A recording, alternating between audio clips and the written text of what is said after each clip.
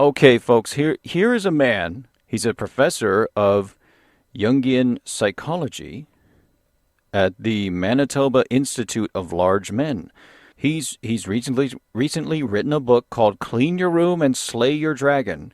It's Professor Peter Jordanson. How are you, Professor? Oh, hello. Sorry about the kerfuffle. Professor, you were just in a Zoom call. That's the software everyone is using now because of the corona scare, and you were bombed by Antifa. What happened? Are you okay?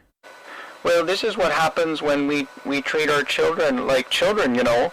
I mean, children are vicious. They're chaotic. And they're striving for order, and we have to give it to them. Because if we don't, they're going to be children for a lot longer than they should. And that's not good for society as a whole, you know.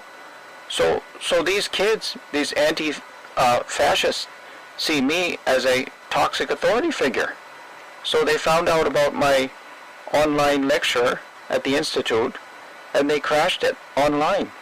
I was showing a slide of a dragon eating a mermaid and talking about the primordial concept of gender equality and how it was originally devised by the dark satanic energy of the anti-energy that balances the genital or procreative force, you know. And then one of these kids suddenly appeared on everyone's screen, and he took out his ding-dong and he waved it in front of the camera. Hello. Took out his, okay. Oh my goodness. Well, what happened after that? Did the whole thing crash? Yep, the whole thing shut down.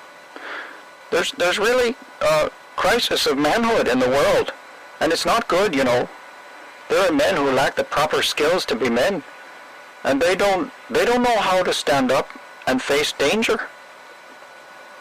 Well, you don't have to worry about anyone crashing this Zoom call. This is a safe space, Professor. So what do you attribute that to, Professor? Are all these kids just brainwashed by Hollywood liberals? Well, that's part of it, but we need stories. And some Hollywood can provide us, like the most famous story of the cosmic man who sacrifices himself for the good of humanity. You're, of course, referring to Braveheart. Is that a deeply ingrained myth in our psyche, the story of a man who paints his face and then gets castrated? Well, my point is men are told by teachers and experts that they're not providers, but instead biological aberrations, and that they need to just wallow in their own sexual frustration and wither and die in order for womankind to flourish. So the world is drowning in chaos. It's the snake eating its tail. The cosmic mother has given birth to monsters. Well, what's very interesting is the cosmic mother. And if we look at the beginning of everything there, it had to be a female act of creation. What was once an ordered universe suddenly exploded. And then there was this mess. And that's what women represent, an exploding, pulsing mess. An open wound that won't stop bleeding. Sounds like my first marriage. People have accused you of misogyny, Professor. Is that founded on anything substantial in your opinion? I don't know what they mean. Like, I like women. I just haven't found a good use for them yet. I mean, cosmically. So it's up to the man to order the chaos, you know, and clean his room. Hashtag clean your room, bucko. You started that, and here's what I want to ask you about. Everyone is talking about cleaning your room these days. There's an honest-to-God trend here that all started with your book, right? I tell young men all the time, you definitely should clean your room. For me, it was a revelation. The first time I cleaned my room, I was 23, and I found $13. So there's that. But it's step one into getting your life in order and then taking the subsequent steps to success and eventually confronting your dragon. And what is the dragon? What does the dragon represent? It represents the deepest challenge in your life.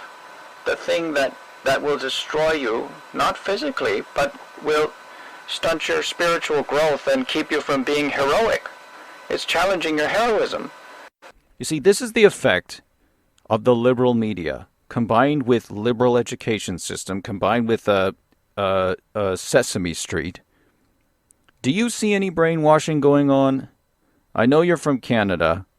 Are they brainwashing kids like they are down here? We do, and it's much more pernicious. Canada is far gone. Your liberal media pales in comparison to the reign of terror wrought by the Canadian social worker. They are telling children to decide what gender they are before they're 3 years old. I've spoken out and been a public critic of this, and I've paid for it. I had my point card revoked at IHOP. I mean, that's just distressing. Boys are not even three. Not even three have to decide if they are boys, girls, or other. Well, how do they ask a 3-year-old boy I mean, the concept of gender hasn't really solidified in their little brains, right? The social worker shows the boy a large card with 3 large pictures on it, and one is a boy with a dress on, and the other is a girl in overalls and a hard hat, and the third, under the category Other, is a picture of a helicopter. So most boys choose the helicopter. Well, once the boy chooses Other, or the girl wearing the overalls and hard hat, then they're automatically assigned to gender reassignment surgery. Hell knows no bounds. Professor, I am boiling hot right now. You've baked me into a large Irish potato. I'm sitting here thinking, how could we get to this kind of insanity? How did we get here? One bloody step at a time, and it won't stop until men stand up for themselves and clean their rooms. Peter Jordanson, the book is Clean Your Room and Slay Your Dragon. Professor Jordanson, I'm so sorry about the Zoom bombs. I'm unfazed, and if I could just speak to their parents, I would say, make them clean their rooms. They might just find more than $13. They might find themselves. Thank you, and to all you listening, the fight for freedom and gender delineation in this country and in Professor Peterson's